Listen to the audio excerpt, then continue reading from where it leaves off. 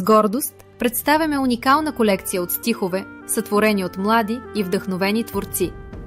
Тези произведения са отличени в раздел „Поезия“ на Националния литературен конкурс „Рицарска постъпка“, организиран от Ордена на рицарите тамплиери на Йерусалим, Велик Приорат, България. Конкурсът събира през годините най-доброто от детската и юношеска литературна мисъл. Всеки ред носи чест, доблест и силата на рицарския дух, възпят чрез емоция и талант. В следващите видеа ще ви запознаем с авторите и техните незабравими творби. Ето и избраните заглавия, които плениха журито със своята изразителност и стойност.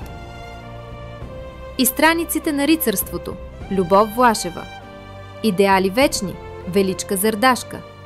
Рицарят – Ванина Любомирова Кузова. Рицар в бляскави доспехи – Катерина Ангелова. Рицарско звание – Мелис Хасан. Хубавият замък – Йоана Христова. Пазителите на словото – Таня Алексиева. Рицарство – Добромир Спасов. Рицарят на звездите – Андриана Вашева. Да спасим света – Андриана Бурназова. Рицарски размисли – Рая Тодорова. Рицар искам да съм аз – Кристо Илов.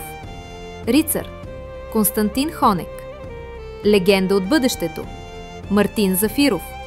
Прераждане – Мартин Зафиров. Рицарят в мен – Карина Дивакова.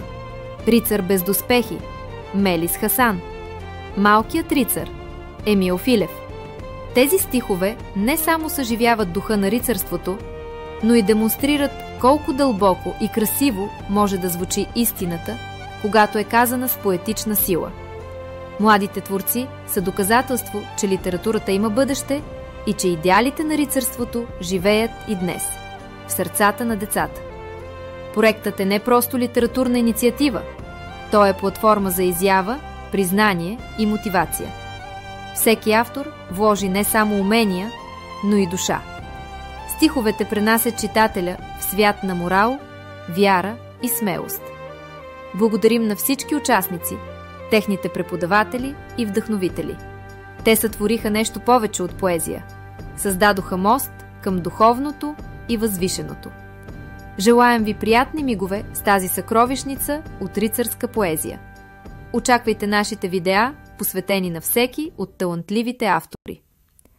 Не нам, Господи, не нам, а на Твоето име дай слава!